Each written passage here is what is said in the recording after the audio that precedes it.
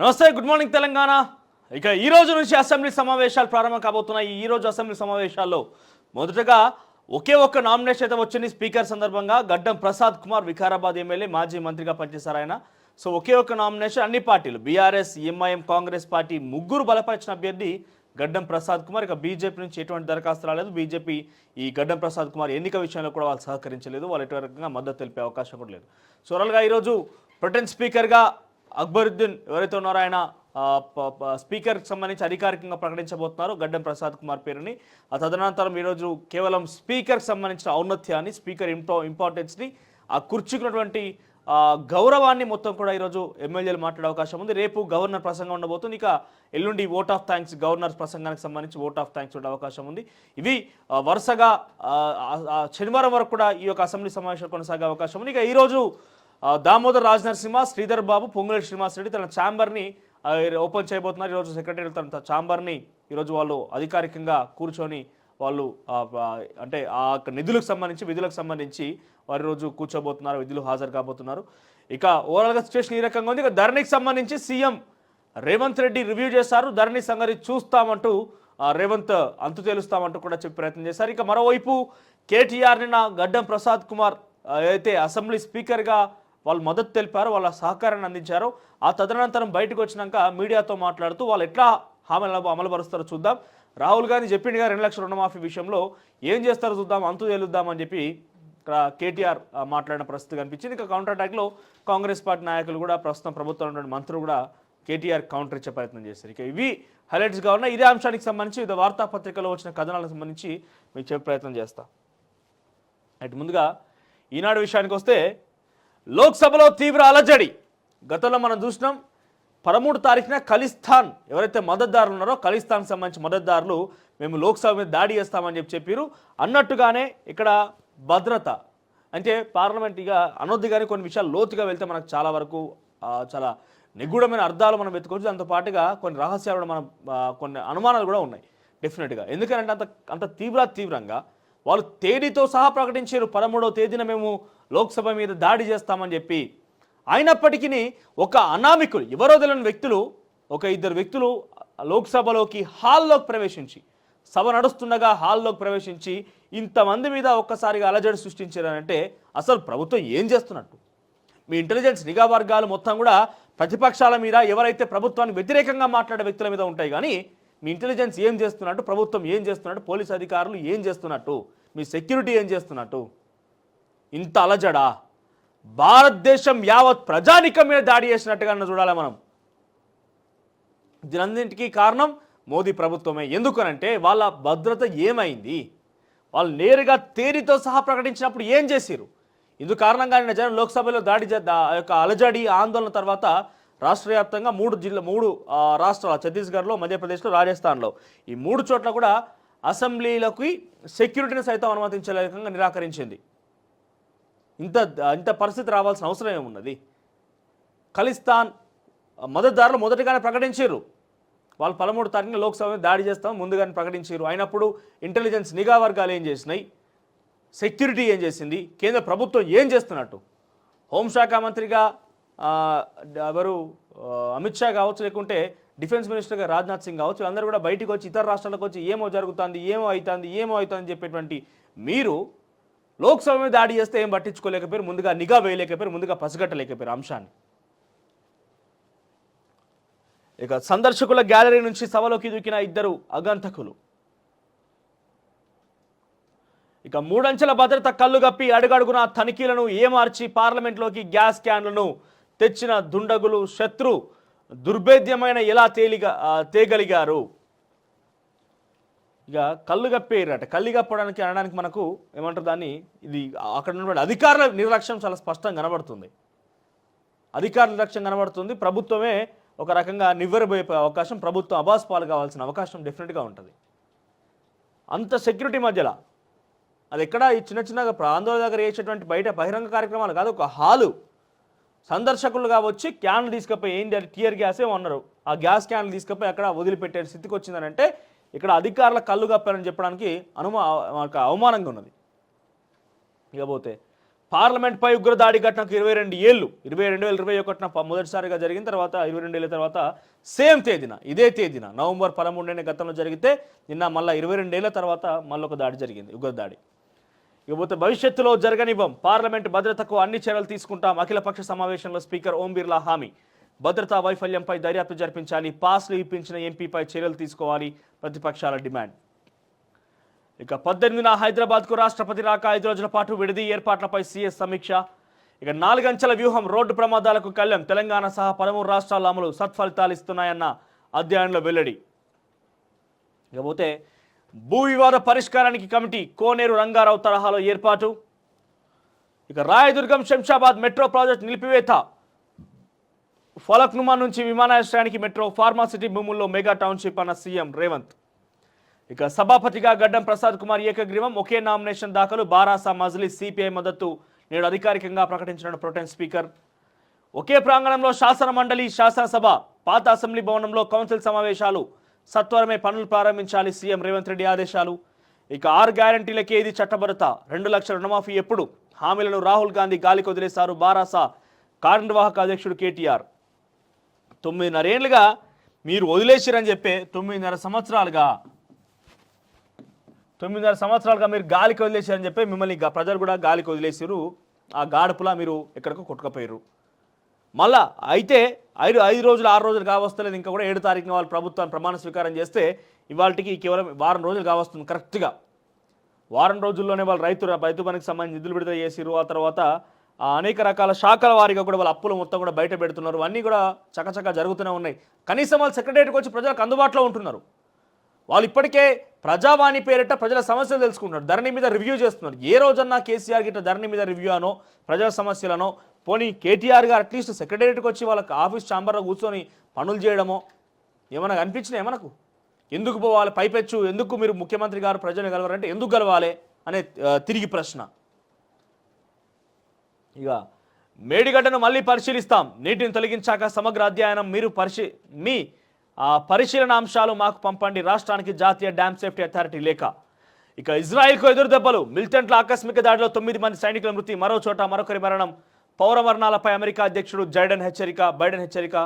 ఇక అంతర్జాతీయంగా ఒంటరి అవుతారని స్పష్టీకరణ. ఇకపోతే ఆంధ్రజ్యోతి విషయానికి వస్తే రైతు బంధు పంపిణీ షురు. హైదరాబాద్ యాసంగికి సంబంధించిన రైతు బంధు డబ్బులు ఖాతాల్లోకి జమ కావడం మొదలైంది. మొదట ఎకరం భూమి ఉన్న రైతులకు 5,000 చొప్పున జమ చేస్తున్నారు సీఎం రేవంత్ రెడ్డి. సోమవారం వ్యవసాయ శాఖపై నిర్వహించిన సమీక్షలు రైతు బంధు సాయం పంపిణీపై ఆదేశాలు ఇచ్చిన సంగతి తెలిసిందే. ఇక ఏ ఒక్క రైతుకు ఇబ్బంది కలగకుండా వెంటనే పెట్టుబడి సాయం అందించాలని సూచించారు. రైతు బంధు కింద ఈ సీజన్కు బీఆర్ఎస్ ప్రభుత్వం ఇచ్చినట్టుగానే ఎకరాకు 5,000 పంపిణీ చేస్తోంది. ఇక మెట్రో రూట్ మార్పు, ఫార్మాసిటీ తరలింపు. ప్రస్తుత ఫార్మాసిటీ స్థలం ఔటర్ చుట్టూ మెగా టౌన్షిప్లు. ఇక ధరణికి బాధ్యులెవరు? ఫిర్యాదుల పరిష్కారంలో జాప్యమేలా? వచ్చిన ఆదాయం ఎక్కడికి వెళ్తోంది? 10 రోజుల్లో సమగ్ర నివేదిక ఇవ్వండి. భూ సమస్యల శాశ్వత పరిష్కారానికి కమిటీ రేవంత్ రెడ్డి చెప్పారు. ఇక ధరణి పోర్టల్ సమీక్షించిన సీఎం. ఆ తర్వాత హోంమంత్రి వివరణ ఇవ్వాలి. లోక్సభలో భద్రతా వైఫల్యంపై విపక్షాల డిమాండ్. ఈ ఘటన అత్యంత ఆందోళనకరమన్న ఖర్గే. కేంద్రం ఎంపీల ప్రాణాలకు ముప్పు తెస్తుందన్న టీఎంసీ. పాస్ కోసం 3 నెలలు తిరిగాడు. పక్కా స్కెచ్తోనే లోక్సభలో మనోరంజన్ దాడి. సాగర్ శర్మ స్నేహితుడని చెప్పి పాస్ తీసుకున్న వైనం. ఇక బీజేపీ మైసూర్ ఎంపీ ఆఫీస్ నుంచి పాసులు ఎక్కడి నుంచి వచ్చినాయంటే ఈ బీజేపీ వాళ్ళే పాసులు ఇచ్చి కావాలని దాడి చేయించారు. ఎన్నికలు వస్తున్నాయేమన్నా రాంగ పార్లమెంట్ ఎన్నికలు ఉన్నాయి కదా, ఇక ముందస్తుగా మొదలు పెడతారు. గత పార్లమెంట్ ఎన్నికల్లో అక్కడ ఒక దాడి చూసినాం, ఇప్పుడు మళ్ళీ ఒక దాడి లోక్సభ మీద ఏకంగా. మళ్ళీ వీటిని ఏం చేస్తారు? వెంటనే ఆయన శిక్షించేమని చేసేసి బీజేపీ అయితేనే రాష్ట్రాన్ని, ప్రభుత్వాన్ని, లేకపోతే ఇక్కడటువంటి ప్రజల్ని కాపాడగలుగుతుంది, భారతదేశాన్ని కాపాడగలుగుతుంది ప్రచారం చేస్తారు. దీనికి కారణం ఎవరు? గిదే బీజేపీ వాళ్ళు. బీజేపీ వాళ్ళే పాస్ ఇచ్చి బీజేపీ వాళ్ళే అక్కడ కారణమయ్యి మళ్ళీ బీజేపీ వాళ్ళే వాళ్ళని శిక్షించి మళ్ళీ బీజేపీకి ఓటేసే విధంగా ప్లాన్ అన్నట్టు. ఇది ఇక్కడ మొదలుకున్నది ఎవరంటే బీజేపీయే. వాళ్ళకి కావాల్సింది ఫైనల్గా ఏంటిది? ఓట్లు. ఇక 10 సంవత్సరాలు ఇతర రాష్ట్రాలు ఏం జరిగింది చూసినాం. మధ్యప్రదేశ్లో గతంలో కాంగ్రెస్ ప్రభుత్వాన్ని గెలిపిస్తే అక్కడ ప్రజలు ఈసారి బీజేపీ పట్టం కంటే గత ప్రభుత్వాన్ని వాళ్ళు కించపరిచినట్టే, వాళ్ళని పక్కన పెట్టేసినట్టే. ఇక ఛత్తీస్గఢ్లో ప్రభుత్వాలని అక్కడ ప్రభుత్వ వ్యతిరేకతను వాళ్ళు తీసిపారేసారు ప్రజలు కూడా. రాజస్థాన్లో సేమ్ జరిగింది, తెలంగాణలో కూడా జరిగింది, కేంద్రంలో కూడా ఇది జరగబోతుందని ఒక అంచనా కూడా ఉన్నది డెఫినెట్గా. ఎందుకంటే ప్రభుత్వాలని ప్రజలు నమ్మట్లేదు. ఇక 10 సంవత్సరాల అవకాశం ఇస్తే ఏం చేసారు చూసిరు కదా. ఆఖరికి వస్తే ఉగ్రదాడులు, వాళ్ళ మీద దాడులు, వీళ్ళ మీద దాడులు, ఇవే మనం చూసింది. ఈ పాస్ ఎవరు ఇచ్చినట అంటే బీజేపీ మైసూర్ ఎంపీ ఇచ్చిందట. ఈ పాస్ ఎక్కడి నుంచి వచ్చింది? బీజేపీ మైసూర్ ఎంపీ ఆఫీస్ నుంచి. ఈ మనోరంజన్ అనే వ్యక్తి ఎవరైతే దాడి చేసిండో ఆయనకి పాస్ ఇచ్చింది ఎవరు? బీజేపీ వాళ్ళే. ఇక భద్రత భగ్నం, లోక్సభలో స్మోక్ క్యాన్లతో ఆగంతకుల దాడి. ఇక బీఆర్ఎస్ బీజేపీ నేతలకు బుద్ధి జ్ఞానం ఉందా? కడియం రాజాసింగ్ జ్యోతిష్యం చదివారా? ప్రభుత్వం కూలిపోతుందని వ్యాఖ్యలేమిటి? ఇలాంటి కాంగ్రెస్ సర్కార్ ఉపేక్షించబోదు, బీఆర్ఎస్ ప్రభుత్వం ఆర్టీసీ నిర్వీర్యం చేసిందన్న Ponnam Prabhakar.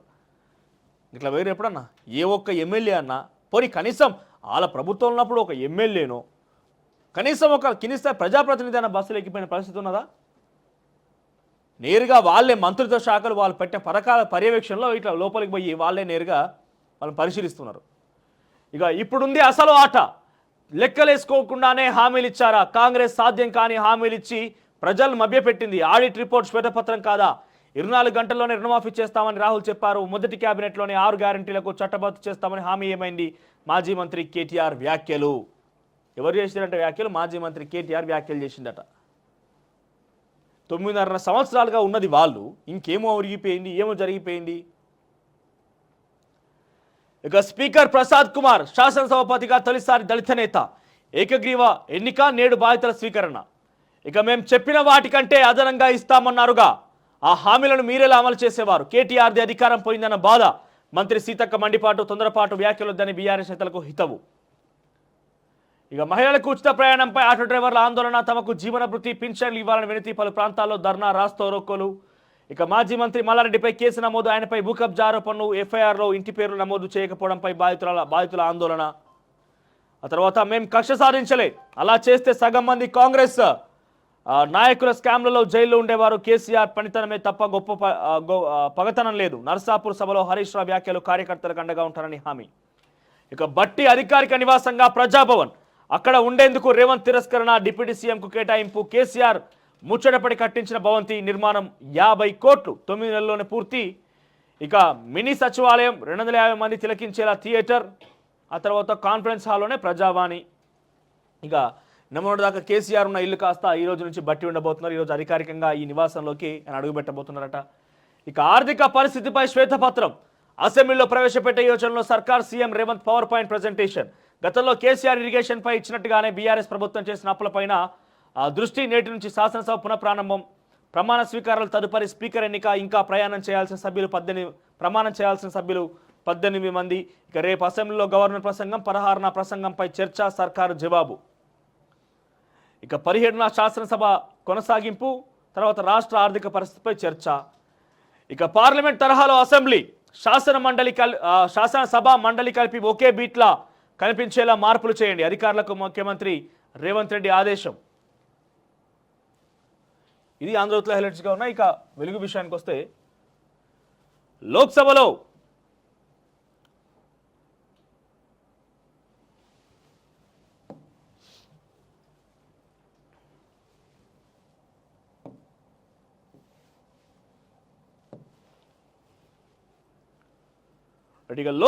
Smoke attack. Smoke క్యాన్లతో పొగ రిలీజ్ చేసిన దుండగులు.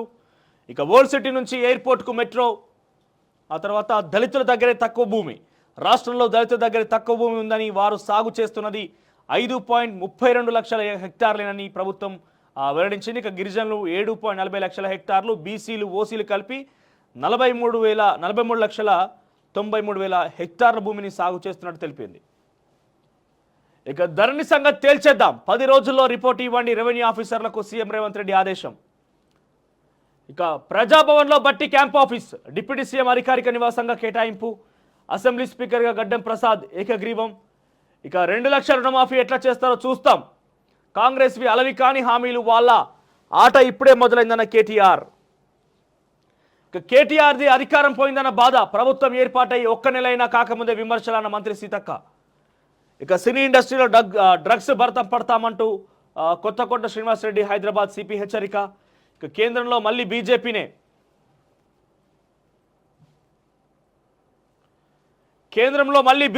ఇప్పటికిప్పుడు లోక్సభ ఎన్నికలు జరిగితే 308 నుంచి 328 సీట్లు కాంగ్రెస్కు, 52 నుంచి 72 సీట్లు తెలంగాణలో కాంగ్రెస్కి, 8 నుంచి 10 సీట్లు. ఇక కొత్త టీం వచ్చాకే కొలువుల భర్తీ. ఇప్పటికే టీఎస్పీఎస్సీ చైర్మన్ రాజీనామా, అదే బాటలో మెంబర్లు.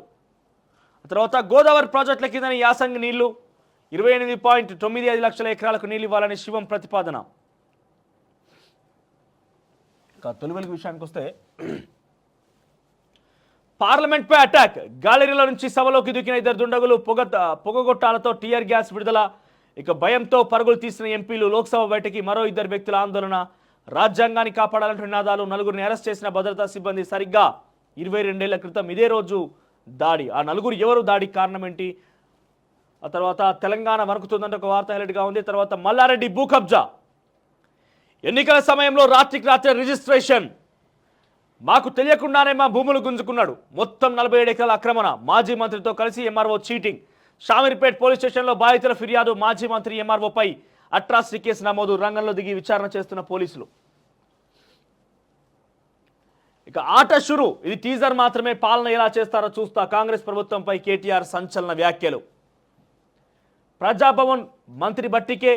ఆ తర్వాత ధరణి రద్దు దిశగా ఇక చట్టభద్రతపై అధికారులను ప్రశ్నించిన సీఎం. సమగ్ర నివేదిక ఇవ్వాలని ఆదేశాలు. భూ సమగ్ర సర్వేకు సిద్ధమవ్వాలని సూచన. ఇక అసెంబ్లీ సమావేశాల తర్వాత కీలక నిర్ణయం. ఇక టాలీవుడ్కు పోలీస్ వార్నింగ్. మత్తు వదలాలంటున్న పోలీస్ బాసులు. త్వరలో సినీ పెద్దలతో సమావేశం. చట్టాన్ని ధిక్కరిస్తే తోలు తీస్తామని హెచ్చరిక. ఇది తొలివెల్లో హెడ్లైన్స్గా ఉన్నాయి. ఇక నమస్తే తెలంగాణ విషయానికి వస్తే ఇక పొగసూరిన పార్లమెంటు భద్రత. లోక్సభలోకి చొరబడ్డ దుండగులు. పొగ వదిలి బీభత్సం. ఆ తర్వాత భూ వివాదాలపై కమిటీ. కోనేరు రంగారావు కమిటీ తరహాలో ఏర్పాటు. ధరణిపై సమగ్ర నివేదిక అందించండి. సమీక్షలో సీఎం రేవంత్ రెడ్డి ఆదేశాలు. ఇక ధరణి ఉండాలి, అందులో లోపాలను సవరిస్తే చాలు, మొత్తం తీసేయాల్సిన అవసరం లేదు. ధరణి సమస్యల పరిష్కారం కోసం రెవెన్యూ బోర్డులు ఏర్పాటు చేయాలి. మళ్ళీ వీఆర్ఓ వీఆర్ఏ వ్యవస్థ తేవాలి. ఈ విషయాన్ని ముఖ్యమంత్రికి చెప్తా కాంగ్రెస్ ఎమ్మెల్సీ టి జీవన్ రెడ్డి వెల్లడి. ఇక బీఆర్ఎస్ అధినేతకు ప్రముఖుల పరామర్శ. యశోదాలో కేసీఆర్ను కలిసిన గుత్తా, తుమ్మల, హీరో నాగార్జున. ఇక శాసనసభ స్పీకర్గా గడ్డం ప్రసాద్ ఏకగ్రీవం. తర్వాత సొంత పన్నుల్లో తెలంగాణ అగ్రపదం అంటూ ఒక వార్త హైలైట్గా ఉంది. ఇక రుణమాఫీ ఏది? అధికారంలోకి వచ్చిన వెంటనే ఇస్తామన్నారుగా. రైతు భరోసా 15,000 ఇస్తామన్నారు. ఆర్థిక పరిస్థితి తెలియకుండానే అలవికాని హామీలు. మీరు ఇన్ని అప్పులు చేసిపోయినారు, వాళ్ళకేం తెలుసు? ఎట్లా పడితే అట్లా ఇష్టం వచ్చిన కాడికి అప్పులు చేసిపోయారని చెప్పి ప్రజలు ఊహించారా, లేకపోతే ఇప్పుడు ప్రభుత్వం ఊహించిందా? ఇస్తామన్నారు అలివిగాని హామీ. ఇక్కడ చూడండి, ఆర్థిక పరిస్థితి తెలియకుండానే అంటే ఇప్పుడు కాంగ్రెస్ పార్టీ వాళ్ళు 3,500 పెన్షన్ ఇస్తాం, 4,000 పెన్షన్ ఇస్తామంటే 5,000 ఇస్తామని మీరు చెప్తిరి. వీళ్ళు 500 గ్యాస్ ఇస్తామని కాంగ్రెస్ వాళ్ళు చెప్తే 400కి ఇస్తామని మీరు చెప్తిరి. మరి అలివికాని పథకాలు మీరెందుకు చెప్పినట్టు కేటీఆర్ గారు? అలివికాని పథకాలు, అమలు కాని పథకాలు, ఆర్థిక పరిస్థితి తెలియకుండానే పథకాల హామీల విషయాలు మరి మీరెందుకు ఇచ్చినట్టు? వీళ్ళు 4,000 అంటే 5,000 అంటారు, 500 అంటే 400 అంటారు. ప్రతిదాని ఇట్లే కదా పోటీపడి మేనిఫెస్టో తయారు చేసిరు కదా. కానీ ప్రజలు ఏమనుకున్నారంటే మీరు ఎన్ని చెప్పినా, మీరు ₹1,00,000 తక్కువ ఇచ్చినా మంచిదే, కానీ మీ మాటలు అమ్మే పరిస్థితి లేక, మీ మాయ మాటలు అమ్మే పరిస్థితి లేక ప్రజలు పక్కన పెట్టడం అనేది ప్రజలు తీర్పిచ్చిన విషయంలో అర్థమైపోయింది. ఇక సొంత పన్నుల్లో తెలంగాణ అగ్రపదం. రాష్ట్ర రాబడిలో 73% సొంత పన్నులే. కేసీఆర్ సంస్కరణ ఫలితంగానే ఆర్థిక వృద్ధి. అప్పుల కట్టడిలోనూ ఆదర్శంగా తెలంగాణ రాష్ట్రం. మన తర్వాతే మహారాష్ట్ర, హర్యానా, తమిళనాడు. రాబడులు, ఆర్థిక సామర్థ్యంపై ఆర్బీఐ నివేదిక. ఇక గిరిజన వర్సిటీ బిల్లుకు పార్లమెంట్ ఆమోదం. రాష్ట్రపతి ఆమోదం అనంతరం వర్సిటీ ఏర్పాటు. కేంద్ర విద్యాశాఖ మంత్రి ధర్మేంద్ర ప్రధాన్ వెల్లడి.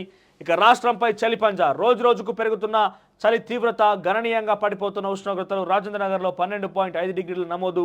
మరో 3 రోజుల ఇదే పరిస్థితి ఉండే అవకాశం ఉంది.